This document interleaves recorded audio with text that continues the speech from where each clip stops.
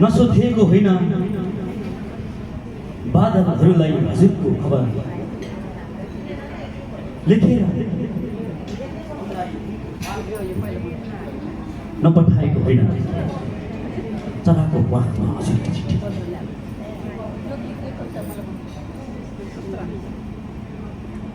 नसोधेको होइन बादलहरूलाई हजुरको खबर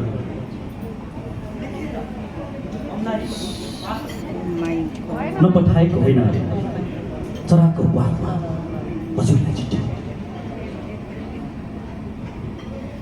बिर्स्यो कि चराले कतै हजुरको क्षितिजको ठेगाना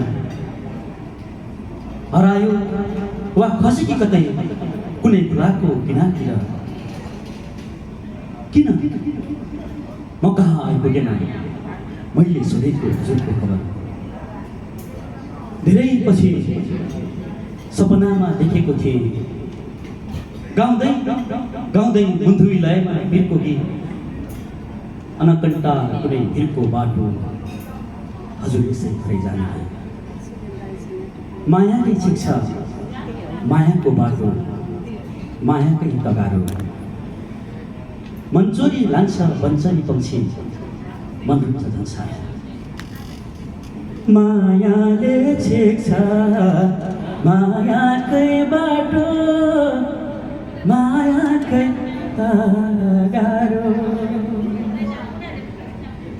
मायाले छेक्छ मायाकै बाटो मायाकै तगारो मन्चोरी लान्छ बन्छरी पंक्षी मन रुन्छ झन् सारो बारीलाई मन रुन्छ झन् सारो घुमाउने दाह धमिलो पानी जाल हान्छ झालारी घुमाउने दाह धमिलो पानी जाल हान्छ झालारी मनैमा पिरको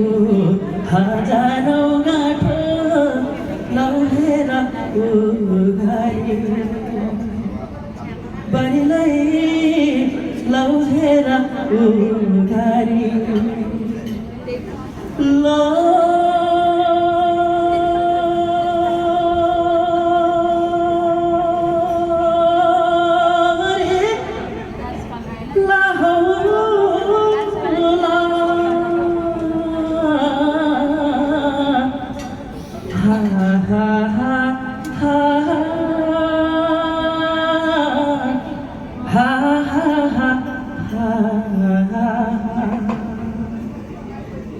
त्यसपछि म एक्लै बाँच्ने भइसकेको थिएँ समयको याद फेरि नै लाग्दा अचानक बतासले हजुरको खबर ल्यायो उसो त हजुरले पनि सम्झिनु पर्ने हो यति धेरै निश्चल आँखाहरूमा म किन हजुरकै आँखामा अल्झिएँ उसो त हजुरले पनि सम्झिनु पर्ने हो यति धेरै नामहरूको फेरिस्तामा मैले किन हजुरकै नाम टिपेर मेरो हृदयमा राखेँ जानुभन्दा अगाडि हजुरलाई एउटा प्रश्न सोध्नु थियो कुन हावाको वेगले म खसेँ हजुरको मजाबाट थ्याङ्क यू अर्को कविता छ सबै चिज यतै छोडेर रित्तै फर्किए जस्तो लाग्छ होला तपाईँलाई जस्तो लाग्छ मलाई किन भन्दाखेरि तपाईँहरूको यत्रो जीवनको सबसे उर्वर समय तपाईँहरूले यो देशलाई यस मुलुकलाई छोडेर जानुहुनेछ रित्तै फर्किआए सुनेपछि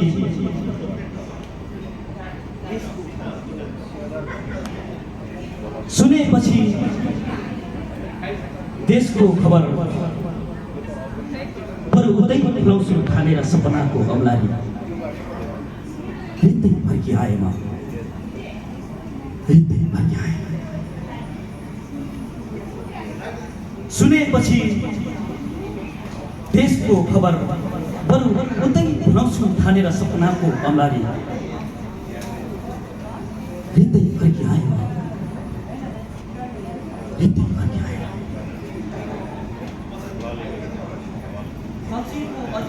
बाँकी रहेको दुःखको अंश सालघारीको उदास बहिनी जस्तो आफ्नो मान्छेले गाउने बिरामी सुस्केर लेखेर कहिल्यै नसकिने समयको हाँगामा अल्झिएको जीवनको गीत के सम्झेर सुनेपछि देशको खबर बरु उतै भुलाउँछु ठानेर सपनाको कमला हृदय फर्की आयो हृदय फर्की आयो दौलत भनेको त नुहेको बाँसको पातमा हरिएको शीतको थोपा मात्रै सम्झिए कि या सम्झिए छोराले लेखी पठाएको गुनासोको लामो फेरिस्ता या सम्झिए माइतीको मायाले जीवनभर माइतीमै बुढी कन्या बसेको चेनको बिल सम्झिए कि के सम्झिए सुनेपछि देशको खबर बरु जुनै उठाउँछु ठानेर सपनाको बङ्गाली हृदय फर्की आयो हृदय फर्की आयो थ्याङ्क यू मैले अहिले बिर्सनु पनि सक्छु यो बिजुवा चढेको धामी जस्तो यहाँ आएपछि बरबराउँछु अनेक हरकत गर्छु बटाङ गर्छु तर म यहाँसम्म आइपुग्नको लागि मलाई यो सौभाग्य दिनु हुनको लागि जसरी यो कार्यक्रम आयोजना गरेर मलाई यहाँसम्म ल्याइदिनु भयो हङकङ नेपाली सङ्घका अध्यक्ष आदरणीय दाजु प्रदीप थापालाई धेरै धेरै धन्यवाद भन्न चाहन्छु र मैले जति नै धन्यवाद दिएँ भने एकदमै कम पर्छ होला आदरणीय दिदी बालिका दिदी रोशन सर जुनु दिदी जानु दिदी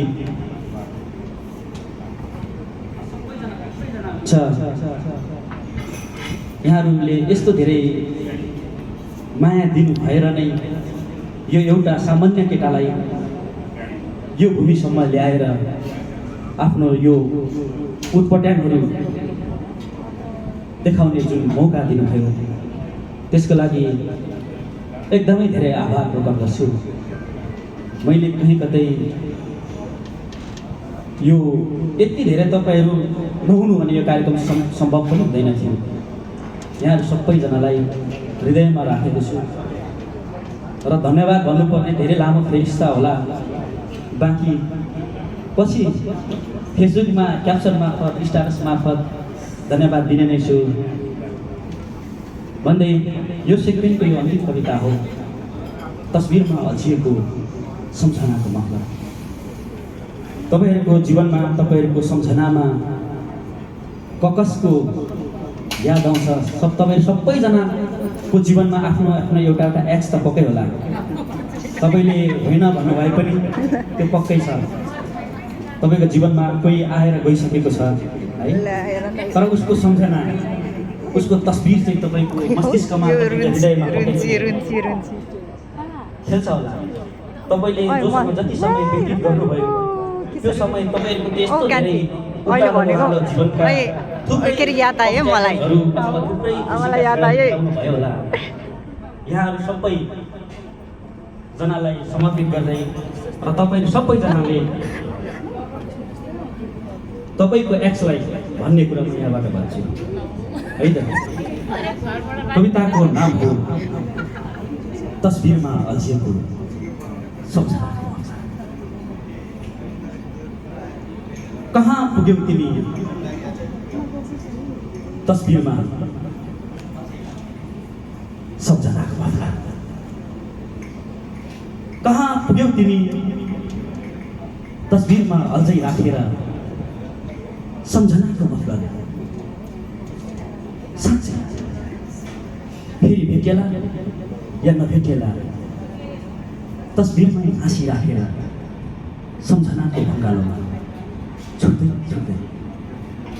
छुट्दै छुट्दै बगी जाने कहाँ पुग्यो तिमी तस्बिरमा अझै राखेर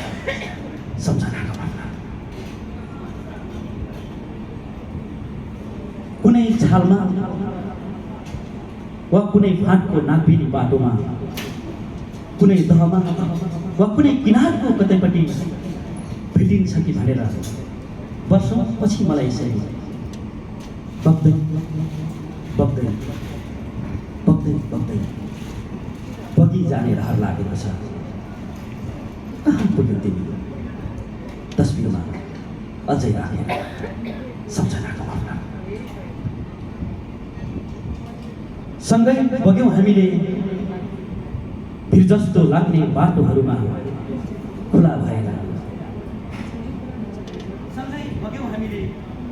भिर जस्तो लाग्ने बाटोहरूमा खुला भएर सँगै खस्यौँ हामीले पहराको अग्लो छहराबाट झरना भएर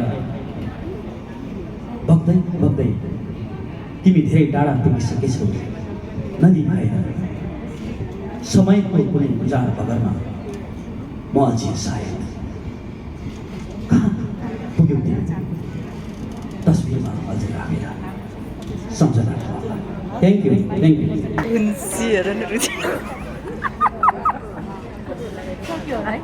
छैन यो सेकेन्ड सेगमेन्ट हो ओए साले यो म भन्दा रुचि छ भने फर्स्ट टाइम थाहा भएको है उहाँ एकदमै मिठो गीत पनि लेख्नुहुन्छ साथै अहिले तपाईँलाई थाहा युट्युबमा तपाईँको अन्तिम भेट कोसँग भयो है अन्तिम भेट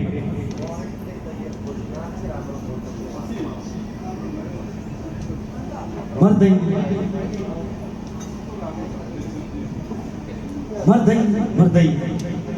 जाने क्रममा यसपटक म तिमीसँग मर्दै मर्दै जाने क्रममा यसपटक म तिमी सामु मरे सम्झिरहेछु कत्यौँ मृत्यु पश्चात मेरो अन्तिम मृत्यु हुनेछ को हुनेछ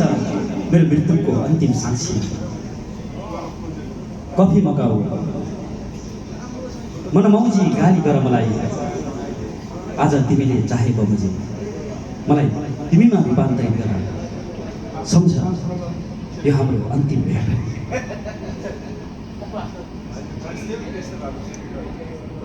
के सुन्न चाहन्छौ तिमीलाई मनपर्ने मेरो कविताको पङ्क्ति या मेरो ढुकढुकी के चाहन्छौ तिमी ममा के बित्याउन चाहन्छौ तिमी मबाट जे चाहन्छौ त्यही गर सम्झ यो हाम्रो अन्तिम भेट हो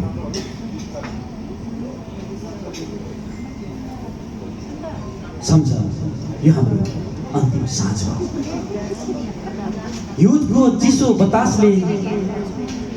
हल्लाइरहेको तिम्रो लामो कपाल पछ्यौरीको छेउकुना समाएर हामीले रुनुपर्ने यो अन्तिम साँझ सम्झ यो हाम्रो अन्तिम साँझ हो सम्झ यो हाम्रो अन्तिम भेट हो काँपिरहेको मेरो तनलाई कसिलो गरी तिम्रो अङ्गालोमा बाँधेर राख थरथराइरहेको छरपष्ट मेरो मनलाई अन्तिम पटक जतनले समेटेर तिम्रो अधीनमा राख के तिमी सक्छौ यदि सक्छौ भने अन्तिम पटक मलाई तिम्रो सङ्गीतमा राख थरथराइरहेको मेरो मनमा अन्तिम पटक मलाई चुम्बन गर सम्झ यो हाम्रो अन्तिम साँझ हो सम्झ यो हाम्रो अन्तिम भेट हो थ्याङ्क यू गाउँ फर्किएन नुन किन्नु भनेर मधेस झरेकाहरू कहिले गाउँ फर्किएन। हेडमास्टरको थप्पड खाएर सहर बसेकाहरू कहिले आफ्नो घर फर्किएन। जुवामा पैसा हालेर बरालिएकाहरू कहिले आफ्नो आँगन टेकेन। कोही जोत्दा जोत्दैको घरबारी छाडेर खाडी भासिए, कोही पुत्ता पुत्दैको पिँढी छोडेर बेखबर भए। तिमी उज्यालो किन्न गएको भन्ठानेर कुनै गुनासो गरिनन् छोरीले। तिमी न्यानो लिन गएको भन्ठानेर कुनै चित्त दुखाएन छोराले। छोरीले कपुरी क लेख्न जानेन, छोराले लयमा राष्ट्रगान गाउन सक्छ। प्यार दिलको राजा, कहाँ बत्लिन्छ र गाउँको माया, तिमीले छोडी हिँडे जस्तै छ आँगनको च्वाको फुल। कहाँ बत्लिन्छ र माटोको माया, तिमीले छोडी हिँडे जस्तै छ आमा रुने पहाडहरू। रहर मेरो पनि थियो, सपना मेरो पनि थियो। मलाई पनि हजुरको हात समाएर भैँसेघाटको डुङ्गा तरेर हजुरको हात समाउँदै समाउँदै माइत जाने मन नभएको कहाँ हो र। पखेराको डिलमा उभिएको छतिवनको छायामा बसेर हजुरको काखमा निधाउने मन नभएको कहाँ हो र। उसरी नै फुल्छ खनिबारीमा गोएलोको फुल, उसरी नै बनाउँछ धैँरोको रूपमा धोबी चराले गुण। उसरी नै मिलाउँछ घरको दलिलभरि घाम, उसरी नै मुस्कुराउँछ छिमेकी गरिन्छ। तर कहिले उसरी नै मुस्कुराइन तिमी गएपछि, तिमी आउने बाटो पर्खिरहेँ। आमा, थ्याङ्क यू थ्याङ्क यू। हजुरले पनि एकदमै धन्यवाद छ। उहाँसँग सभा गर्नुभएको छ नेपालदेखि आमन्त्रित उत्तम तुमसालेको कविज्यूलाई यसरी सम्मान गर्नुभएको राधिका गुरुङज्यूलाई एकदमै धेरै धेरै धन्यवाद छ।